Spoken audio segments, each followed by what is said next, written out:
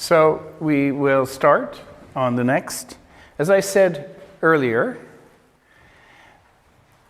this morning is about ideas. This afternoon will be practical examples taken from various projects. So this is the other set of ideas that I'm going to be talking about, because it forms the foundation of the kind of things you might be able to do with the communities around you. Okay, and so obviously the first thing to talk about is vocational transition. I will explain this word. Even English speakers don't know what I'm talking about unless I explain it. So don't worry, but we'll get there, okay? This is a rural region. It's not the city. And the rural economy has some features that many people don't understand. In fact, I have a whole course on this. I can actually spend a whole year talking about this. But the first and most important thing to understand is that rural places are not separate from the cities that they surround. They're two sides of the same coin. And, you know, when you drive out here and you look at the fields, why are those fields growing food there? It's because of demand from the city. Without the city, you wouldn't have those fields or the forests, and vice versa. If you didn't have the fields and the forests, the city couldn't be what it is. And so this idea that they're different, this idea that they're separate causes a lot of confusion and makes it difficult, particularly to understand how to develop the rural economy. The city and the countryside influence each other in really strong and profound ways, socially, culturally, and especially economically. And that's really what I'm going to be talking about until lunch now. Because most rural areas, and I would probably include this, especially knowing the incredible tradition of forestry and wood and woodwork here in Lithuania, right? Most rural areas once prospered as what we would call a resource economy. It was about harvesting things that grew. Right? Trees, food, mining, on the coast, fish. And then those commodities get transformed. And usually, especially in the 20th century, they get transformed in urban areas. So maybe the logs get cut into big wood, but the furniture gets made in the city. Maybe the wheat gets harvested, but it gets turned into bread in the city, right? Maybe the fish gets harvested, but it gets smoked in the city. That's what a resource economy is about. And you'll see later, there's an issue here, because if we think about the first human civilizations, that was agriculture. Now we still have resource economies. But increasingly, in the world economy and in the economy of a country, they do not generate as much money as other economic activity that came later, like manufacturing, like services, like the knowledge economy, right? We still do this. But now, resource economies with globalization are dependent on one thing, and that's price. And you think about timber. There's a world price for wood, and it's set by whoever produces it cheapest, which in this case is probably Siberia. And that affects us here because we can only sell our wood for so much money now. Rural areas are intimately globally connected. You think they're separate and isolated, but they're not really. because global competition sets the price and provides a challenge to these areas. And so what happens? Resource economies, and I come from Canada. Like that was historically a resource economy for 300 years. We even have things in Canada that they call single industry towns. So somebody builds a huge mine, and they build a city around it, and that's the only jobs, is either the mine or servicing it, right? And so what happens, I'll give you an even better example. On Vancouver Island, which is where I'm from, it's the most productive temperate rainforest in the world. I grew up in the forest. I've said this, I'm a forest boy. This is why one of the reasons I like this area so much. Although I have to say, where I grew up, there were never any deciduous trees, that lose their leaves in the winter. Only coniferous trees. There's no natural. So for me to walk around and see birches and oaks and maples, it's like, wow, look at that, Where I come from, only if you plant it in your garden do you see trees like that. There's a town on Vancouver Island which is still strongly dominated by the forest industry. It has the largest integrated sawmill, pulp mill in the world. When wood prices go down, you can buy a house for $50,000. When wood prices go up, they're $300,000. This remote rural town is completely dependent upon the global price of timber, and in particular, what Americans will pay for it. The only way that you can compete in this is to invest in bigger and bigger machines, which produce more efficiently. It's the same for industrialized farming. In Scotland right now, they're losing 300 dairy farms a year because the price that they get paid for milk is 1.5 pence less than it costs to produce it if you have under 200 cows. So the ones that are remaining have 500 cows because that's the only way to get the cost of production down so that you can match what they're actually paying. And that affects all of us who live in these rural resource economies. We end up replacing human labor with machine labor, right? So when you have 500 cows, you don't hire 3 times as many milkers, you get a robotic milking platform, right? I have a friend, he's Dutch, and he was working in Norway. And he's now working in Russia on a dairy with 2,000 cows. He's the head dairyman. And he says, my job is to walk in front of the cows' faces and look at their faces to see if they're sick. Because all anybody else sees is the backside. And as soon as a cow's sick, it doesn't produce enough milk. And so we have to, fix it. As you approach the limits of harvesting, it's not the machines that get smaller, it's the amount of human labor, right? There's less and less jobs. And so these in these developed resource economies, this stuff doesn't create rural jobs anymore, right? And I'm sure you will have seen this, around you, in various ways. The result is rural depopulation as people move away to the cities to get a job, right?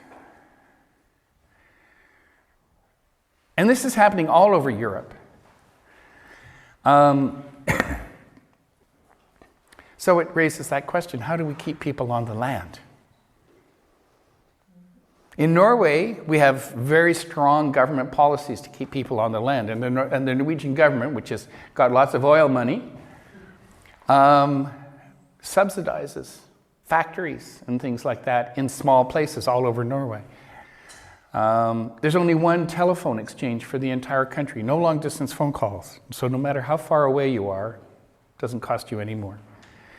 But Norway is an unusual situation, Not only is it oil, but all of the oil and all of the gas that's produced by Norway in the North Sea doesn't come to Norway. It's exported. None of it comes on land. I heat my house with electricity. No gas. I can't get gas. So it's a really unusual situation. For most of us in Europe, this rural depopulation is happening. And what we get, I don't know if I talk about this, do I? No. What we get is what we call a demographic hollowing, which means that rural places only have old people and maybe some really young, like kids. Everybody else has to move away to get a job. And the EU is extremely concerned about this. They took 20% of the Common Agricultural Policy money to counter that. So how do we keep people on the land? Well, another way to look at it, okay, before we get to that is, as agriculture and other resource activities employ less people per unit of land, this creates a new excess agricultural labor force. These people don't have jobs anymore. Now, interestingly, historians, when they look at the rise of the Industrial Revolution, there was a technological change in agriculture that meant from a third to half of people who worked on the farms no longer worked on the farms. They weren't needed. And the farms produced more money, or more food. And so those people, which historians call the excess agricultural labor force, were free to move to the cities and work in these factories, these Industrial Revolution factories. That's where the population came to work, in all of those factories. And also the food was feeding them in the cities. Now what I'm saying is there's a new excess agricultural labor force, right? Where are these people going to work if they want to stay in their rural home? Welcome to the free market neoliberal world, folks. They have to become self-employed. Nobody's going to be creating jobs for them. And that's what vocational transition is. Vocational means what you do for a living, what you work. And they have to make a transition from being an employee to being self-employed. The best way to keep people on the land is to support their transition to owning small and medium-scale enterprises.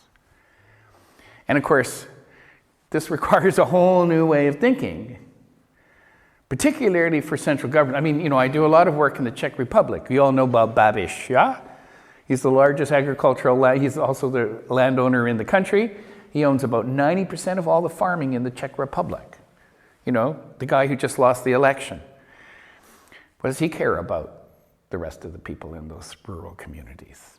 It requires a real change of thinking, both on the part of local people and the part of local governments. And that change on local people, I saw this happen on Vancouver Island. Another community which had a huge sawmill, a community of about 2,000 people. The company closed the mill for 1 year and 3 months. The 3 months meaning that the union agreement meant they didn't have to hire them back instead of anybody else. And they completely modernized the sawmill with laser head saw rigs and all that. So a mill that employed 750 people now employs 150. What are those people to do? I was actually working for a courier company at the time as the sales rep. And when I talked to the drugstore, when I talked to the grocer, when I talked to the building supply, they're like, what are we going to do? The place is just, who's going to buy our stuff? They hated it. But my point here is I did write a paper a long time ago now called, Hell No, I'm not selling ice cream cones to a bunch of tourists. I'm a man, damn it. Because those loggers had to change. And of course, you know how it is, right? Whatever we do for a living becomes part of who we are. And particularly those masculine occupations are really tough. It's pretty tough when you're one of those logger guys to go, hi, I'm Rhys. I'll be your waiter tonight. Somehow, though, they're going to have to change.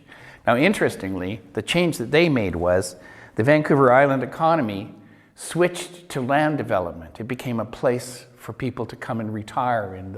It's the nicest winter in Canada. So one day I'm driving around researching this, where they built 11,000 new homes in my hometown in 2 years. And here's an old truck driving buddy of mine driving a backhoe. That's where these guys got there. That's what they did, is they started working in construction, all my old truck driving male buddies. But they got to change. And this is a real challenge. So we have to think about this. If people are going to make this vocational transition, they need support, they need training.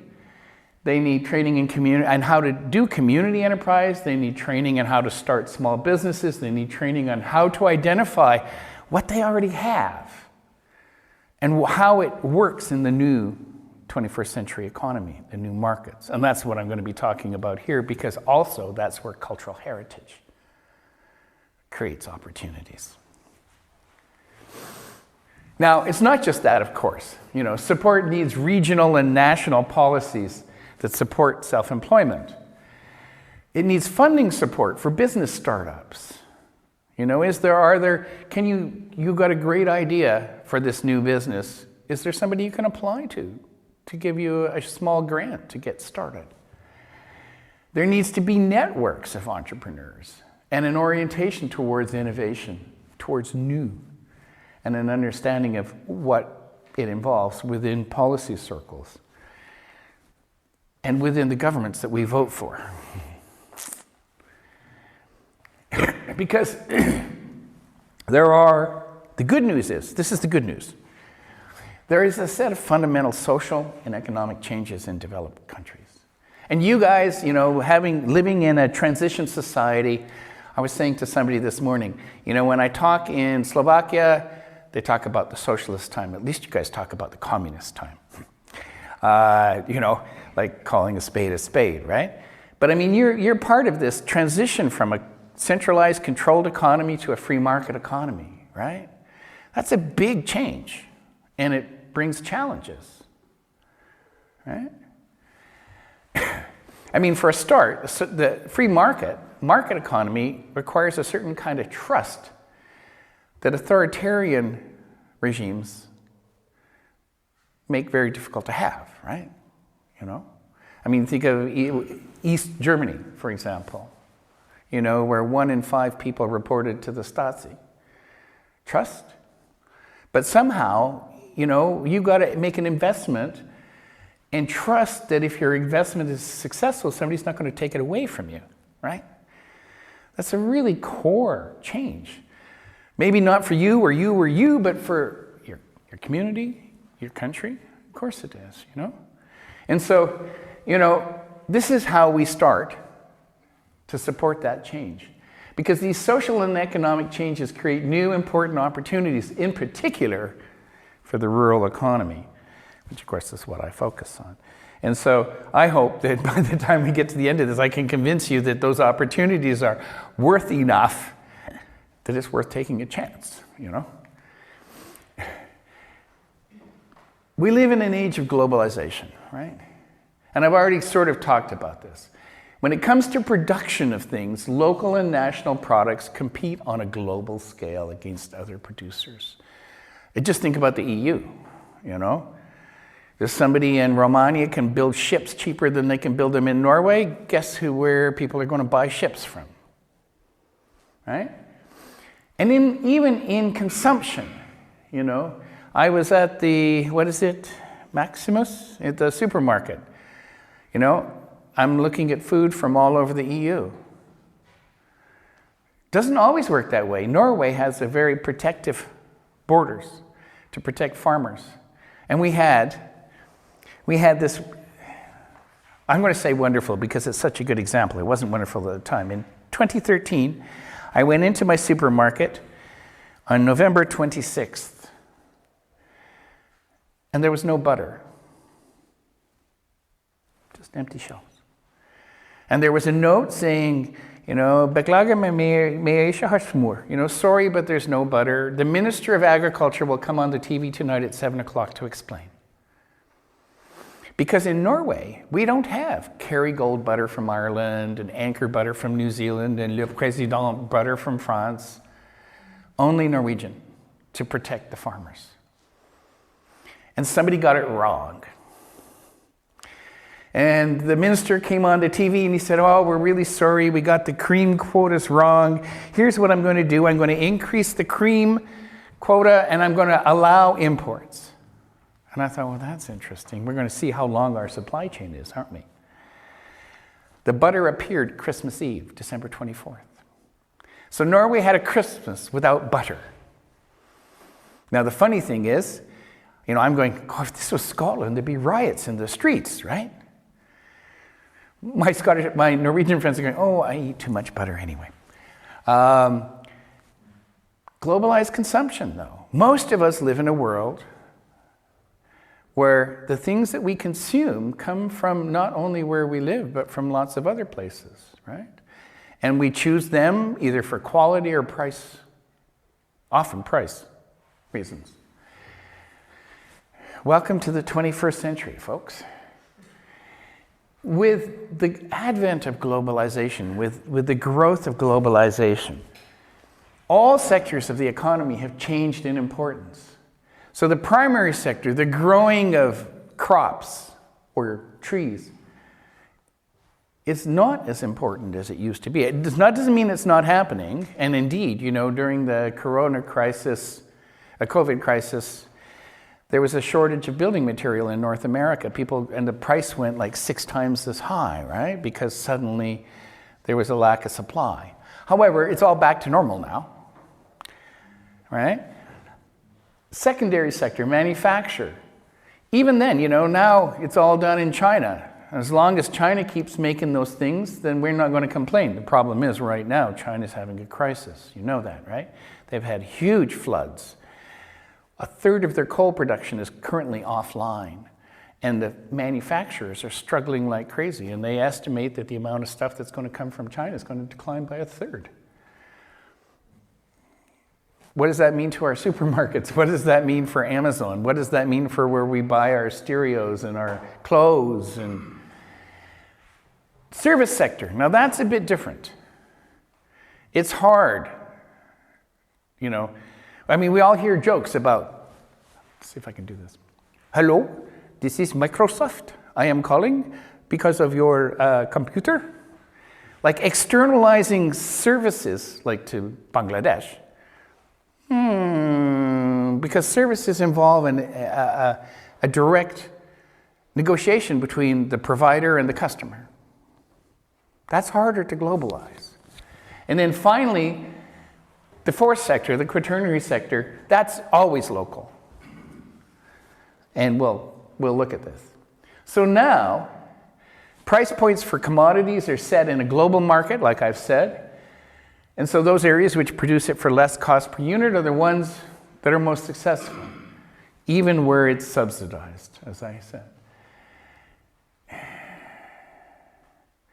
I'm talking about rural places.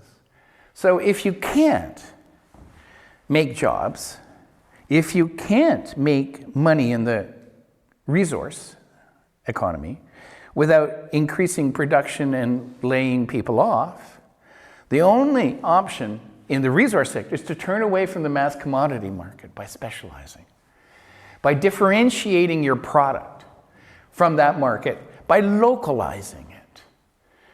Or, for example, by opting for an agricultural system which turns its back on industrial agriculture.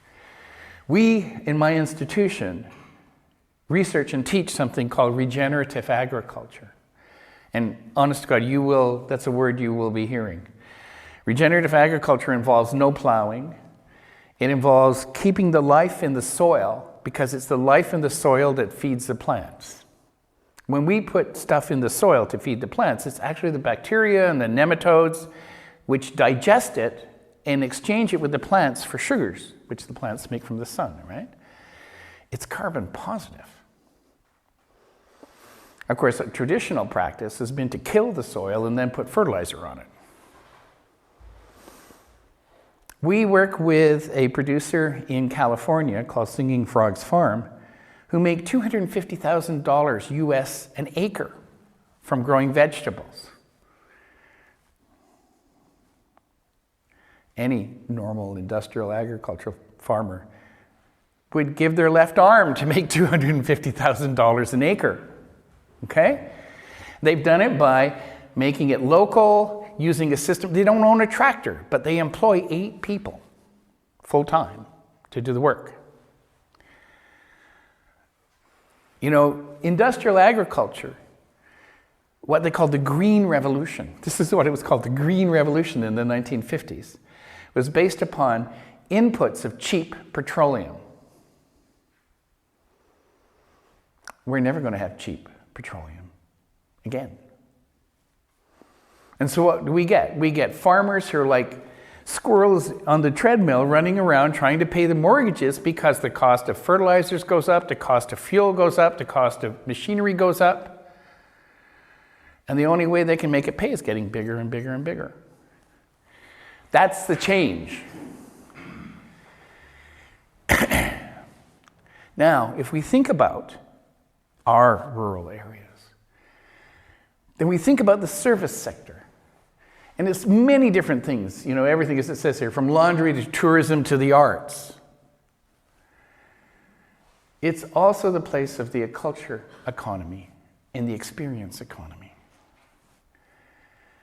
And since the 1980s, across the world, the service sector is the largest creator of wealth and economic growth in the global economy. It's not the poor little brother anymore. It's where the money is coming from. And so that includes the culture economy. Now, of course, that does include traditional high culture. I normally would say museums, but I think you guys are somehow not quite stuck in there the same way a lot of the museums that I deal with are, you know? And symphony halls and art galleries, right? It does include it, but it also includes living culture. Living culture, which is all around us. Cultural landscapes. Local cultures and culture products, like local food, local ways of building. I mean, I posted, you know, I'm staying in the village, right? I posted all these pictures of all these old houses, and people I know all over the world are going, I wish I could come and see how they built that house. Look at that woodwork. Often the culture economy is built around people's interaction with the environment where they're living, where they're located. It's driven by the environment. If you go to the coast, the cultural landscape and the things people do are driven by the fact that they live next to the ocean and the weather it brings, the opportunities for fishing it brings. Maritime culture, rural culture, vernacular housing. You know, people build themselves, not out of an order book. If you go to the Isle of Kvitsøy in Norway, this is a famous island because it has a wall all around the beach, and you have sheep on the beach. It's called Kvitsøy lam, and it's supposed to taste better because they live on seaweed. The houses all look the same, but they're all home built because people have figured out the best way of hanging up drying your wet clothes, putting your fishing nets. That's vernacular architecture, where people who are living on the land, between them as a community, find the best way to build. And that's a culture product. It's a product of people living on land, interacting with their environment and building a life out of it. And I mean, isn't that a large part in the sense of what you here are preserving and restoring and trying to communicate with people? You are part of the culture economy. Remember again, in a globalized economy where everything is the same, the big differentiator is price. But where everything is the same, those things which are unique, which can't be found anywhere, which are distinctive, have extra value. And so suddenly our rural isolation, our rural, we're not like in the city suddenly that becomes an advantage in our economy. We have something that's distinctive, right? And this is where that vocational transition I was talking about starts.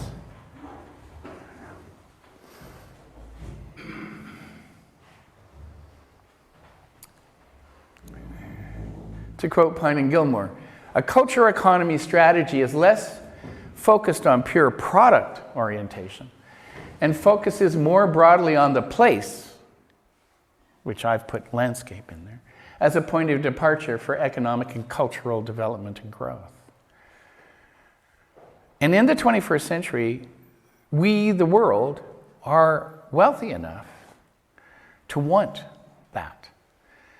I mean, yes, we'll go to McDonald's, whether we're in Bombay or Beijing or Vilnius. But we want more than that.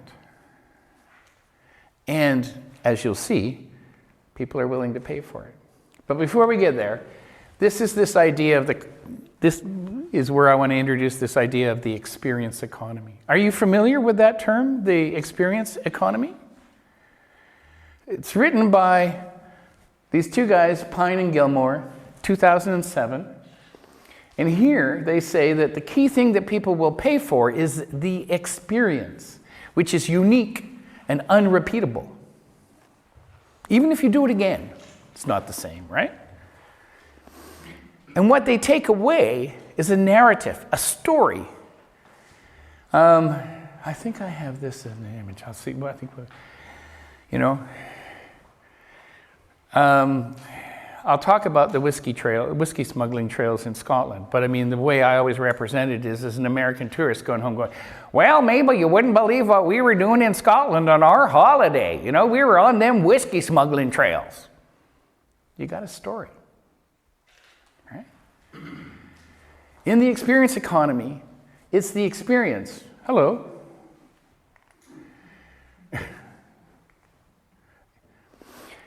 And do I quote these guys on this? I don't think so. In Pine and Gilmore's book, they say, the best things in life are not things, they're experiences. Yeah, it's a pretty powerful statement when you think about it. So you become a stager of experiences. I mean, isn't that what you do here? Isn't that what I saw yesterday with the traveling box? A stager of experiences. And think about how much further you could take that. So it's not only the things, the goods or the services, but an experience rich with sensations. Remember we were talking yesterday about smell, cinnamon, all of those things.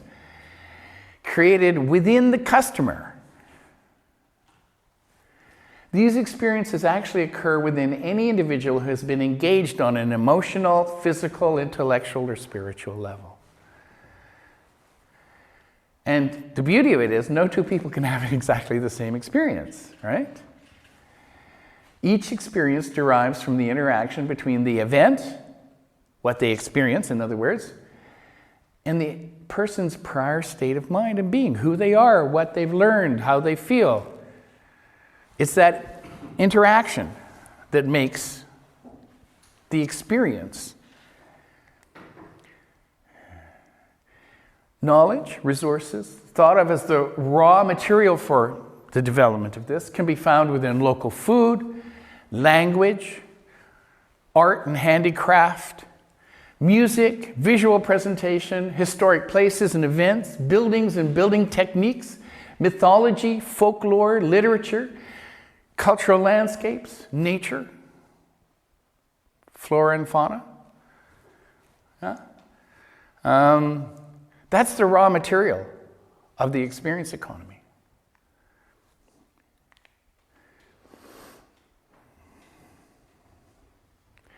And as we were talking about yesterday, as the demand for experiences goes, so too will the demand for those goods and places which enable those experiences. And that, of course, includes things which affect the senses, whether it's flavor or smell or touch. Because that's what we make experiences out of, right? That's how we build experiences. So as a stager of experiences, we need to keep this stuff in mind.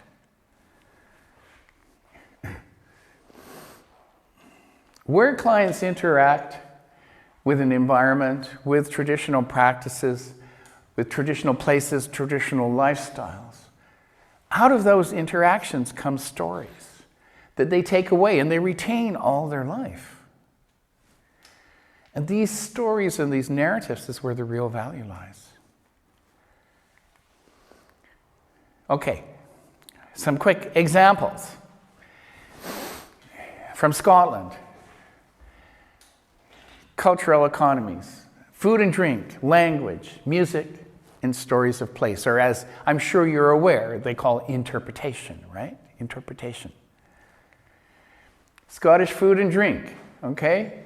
We all know whiskey is Scottish, right? And we all know that whiskey comes from different places and different whiskeys have different tastes. So when I go back, I'm flying through Copenhagen tomorrow, and I'm going to buy some Aberlour because I went and did research in the village of Aberlour, and one of my people I did research said, oh, well, the distillery here, everything goes to Chivas Regal, but they sell a little bit on the side just of the single malt. And honest to God, I've never tasted such a good whiskey in my life. And now I can get it at the duty-free in Copenhagen, and I'll be picking up some Aberlour, okay? Likewise, these fish, they're called Arbroath smokies. It's haddock, which is smoked in oak, traditional, and it had, until Brexit, a European geographic designator. By the way, they lost all of that in Brexit, in Britain. And it said that to be an Arbroath smoky, it had to be produced within 5 kilometers of the town of Arbroath using traditional oak. And the guy, it's a family called the Spinks, 5 brothers, and one of them actually goes to festivals and he actually smokes them in a half of a whiskey barrel. And people line up like waiting for them to be ready, But the point here is you can buy smoked haddock all over the UK. But you can only get Arbroath smokies in the more expensive supermarkets, and they cost twice as much. You're not just buying smoked haddock, you're buying the production of this little fishing town on the east coast of Scotland and the traditional way it's produced. Right?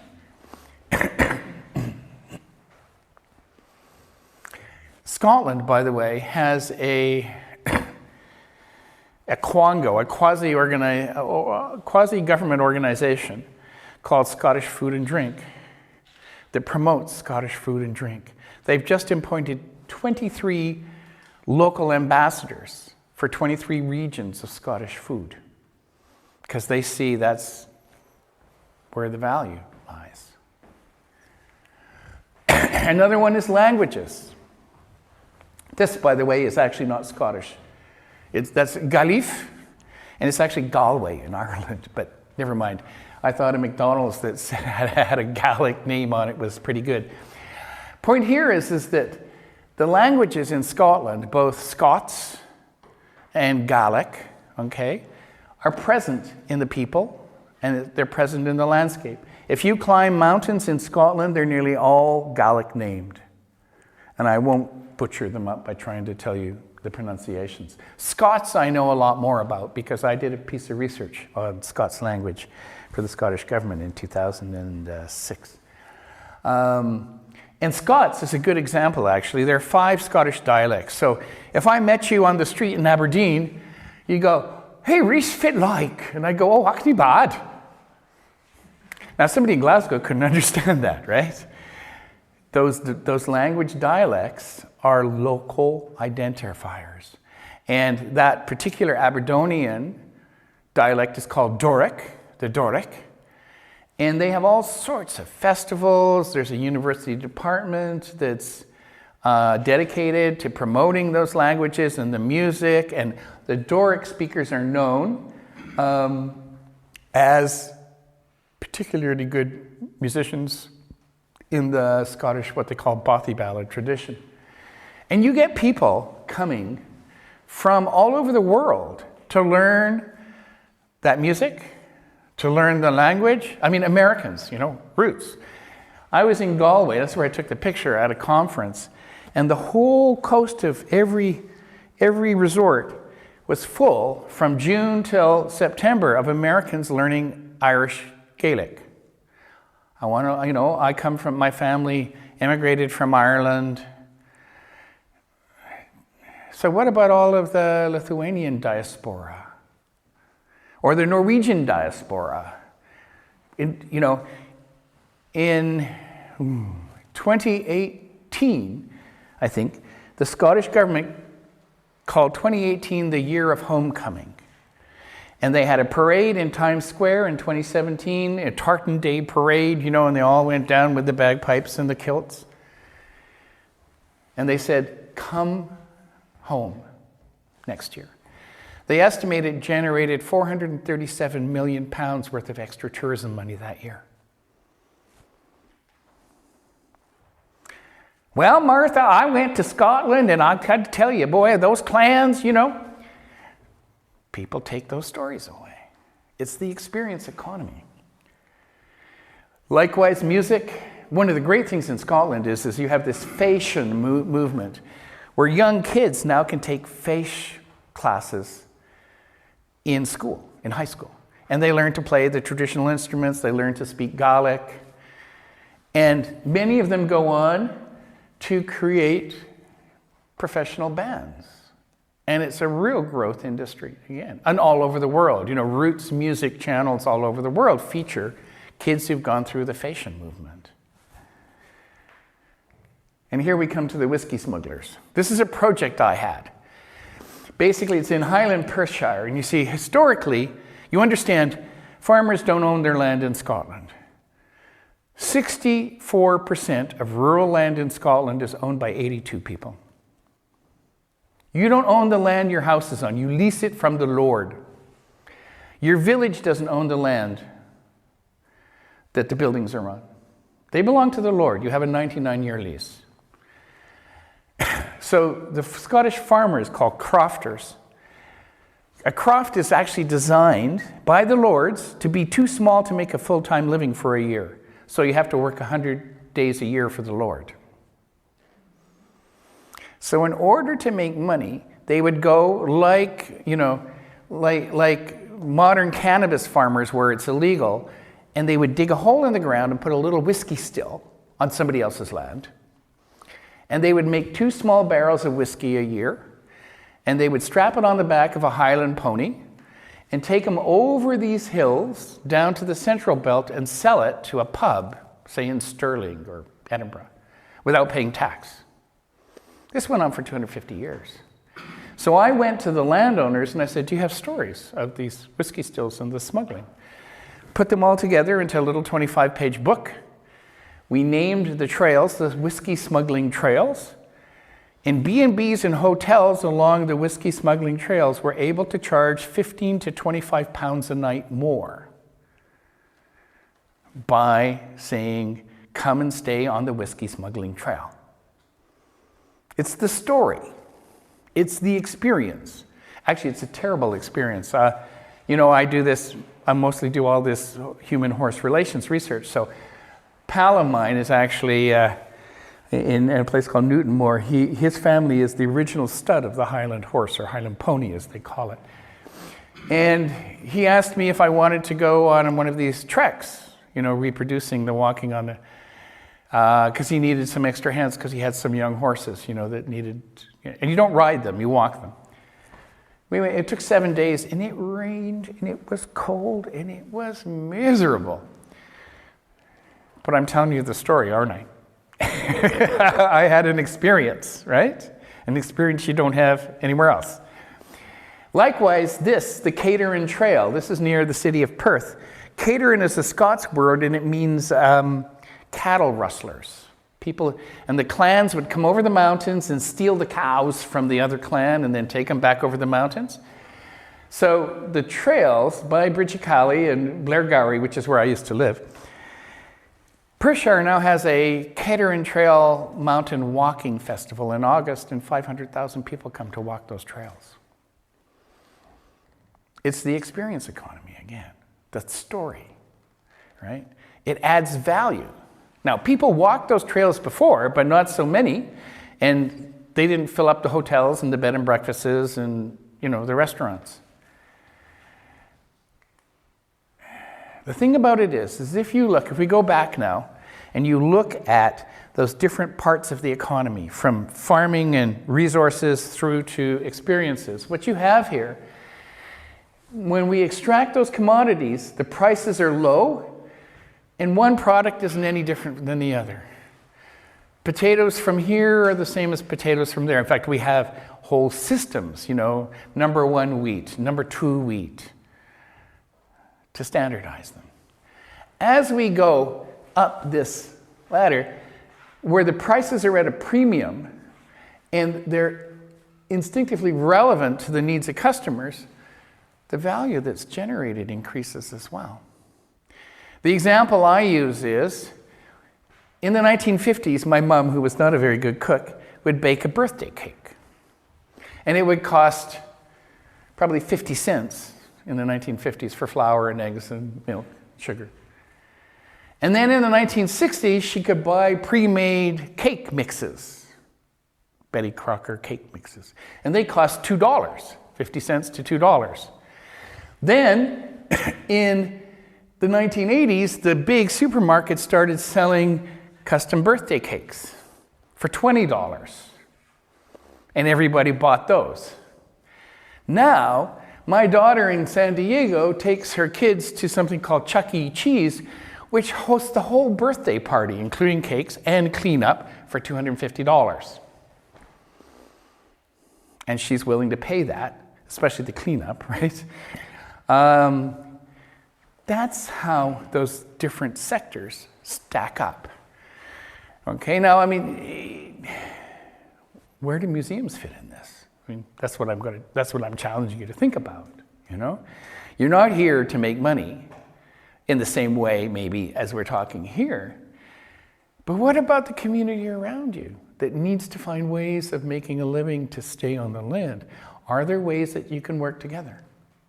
And I'll talk about that more, of course, later. But that's why we're doing this thing here. Don't forget, the World Bank says that tourism is the largest economic activity in the world, both in terms of money generated and jobs. I found that quite shocking. What about wars? What about petroleum? No, it's tourism. We tend to think of tourism as being kind of Mickey Mouse, right? The fastest growing fields of tourism are within the experience economy. And these include cultural heritage tourism, outdoor recreation, and adventure tourism. Those are the fastest growing sectors of the tourism economy. So you guys are located right in the middle of that. Why? Well, here we come back. Oh yeah, changes. Remember I said it's changes, right? 2013 was the first time in human history that over 50% of people in Europe live in cities.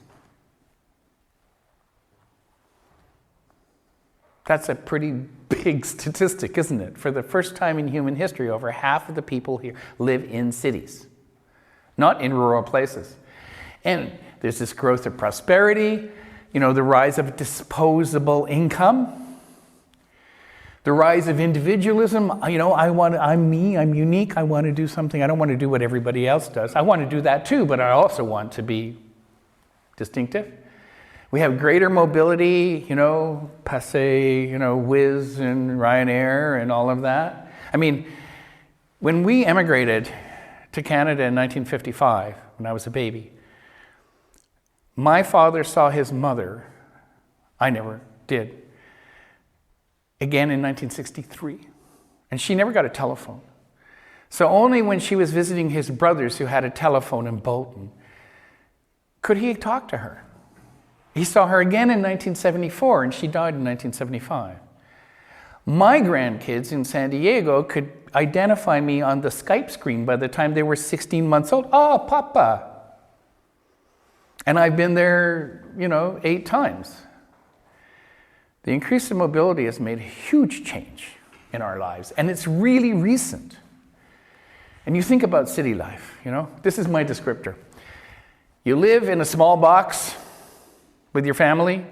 In the morning you get up and you get into an even smaller metal box where you go with a whole bunch of other metal boxes to a big box where you go inside and you sit in front of a little box all day, and at the end of the day you just reverse that trend. Right? What's missing? You got money. Social stimulation. I mean, you walk down the street of the city and people are walking like this, right? Community, that's not where you're going to find it. Physical exercise, daily physical exercise, encounters with the green natural world, that loss of history, of heritage, of roots, of place. It's what I call urban lives, rural opportunities, rural enterprise. We can supply this stuff to those people who have that money.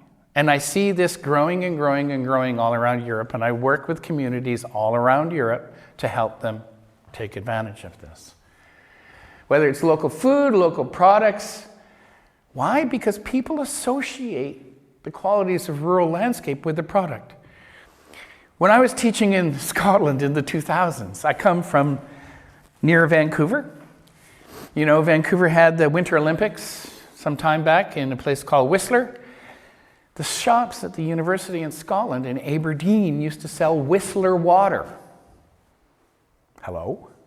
You mean you're putting water in bottles and shipping it all the way across the Atlantic to a place where it rains all the time? And these kids are choosing Whistler water over local Scottish water. Why? It's because they're associating the sport, the glaciers, the mountain. Now, I'm a truck driver. I happen to know that it gets bottled in a suburb of Vancouver. Yes, the water is, transferred down in a truck, but it has to be filtered to take out all of the uniqueness in it anyway to make it safe. People associate the qualities of a place with a product. If we say Scottish salmon, I mean Istanbul, shopping in the fish market, Scottish salmon, Norwegian salmon.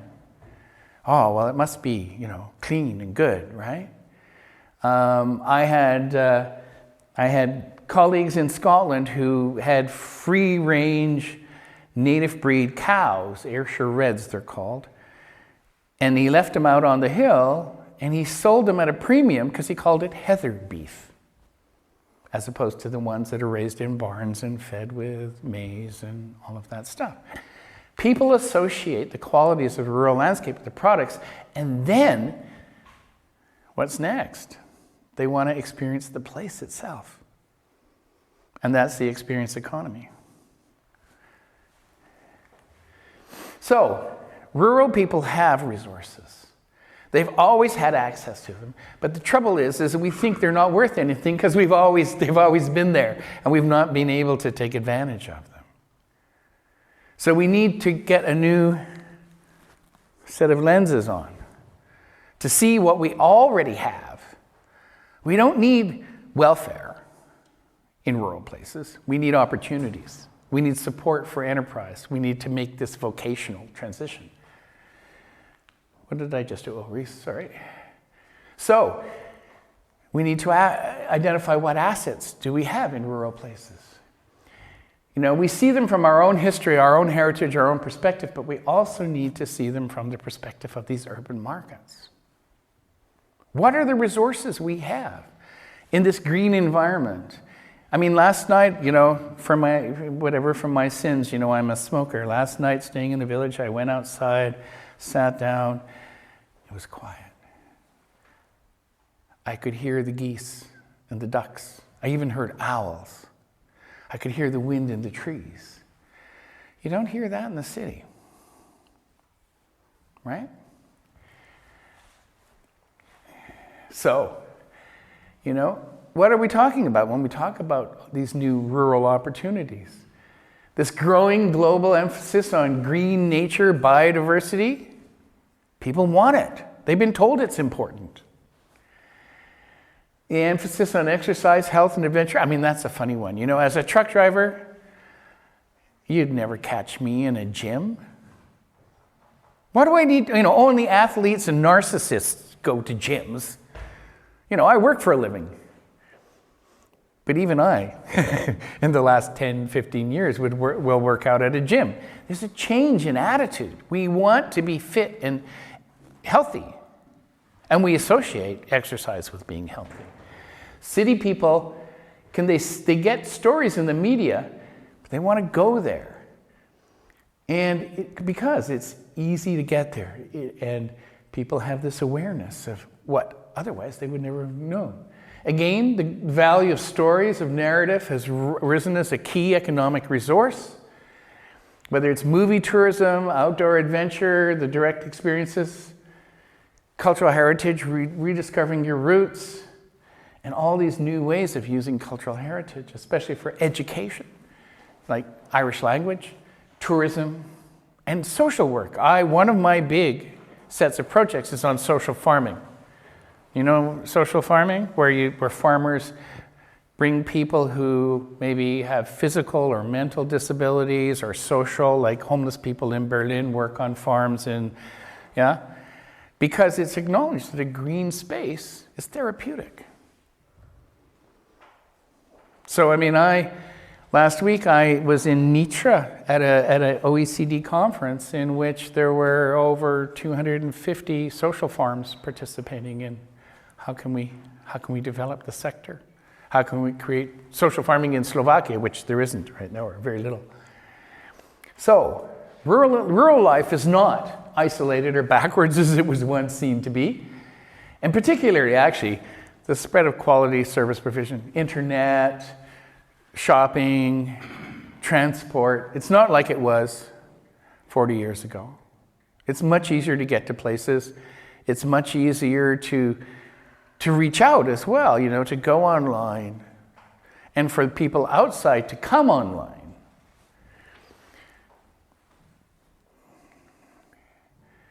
The key is to see the value in what we already have. To put those new lenses on. Land for production is really important still. Of course, we have to eat. We still have to build our houses. But it's also important for other things too. And that's where we start to talk about multifunctional land use, right? And some of these extra uses are these key resources for innovation in rural small businesses. We go all the way back to where I started, vocational transition. The people are going to stay on the land. They have to find a way to make a living. It's not going to be farming jobs or forestry jobs. Really, the only alternative is to become self-employed, taking these assets and delivering them to the changed world. And there's incredible opportunities in that. So, like I said, just because something wasn't useful to our grandparents doesn't mean it can't be useful now. We need to look with new eyes. As wider society changes, it takes away existing opportunities, like working on the farms or working in the forest, but it brings others. And if we can see what these new opportunities are and understand how what we have can satisfy them, then we can point rural residents towards new vocations, new professions, in what can be, after all, a sustainable economy based upon the resources and the advantages already present. So, tusen tack, god folk. Thank you very much.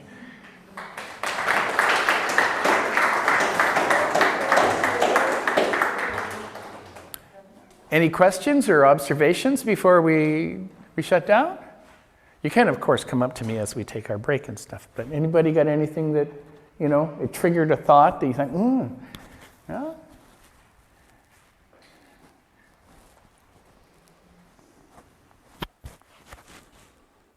Do you buy it?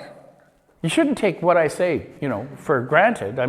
You could argue with me and say, yeah, but not here, and tell me why. Okay, I'll leave it with you. Think about it, yeah? Think about it. And then after lunch, we can talk about how this changed world can create opportunities for you to welcome the communities around you with the museum, to take advantage of some of this stuff. Yeah? Okay, thanks.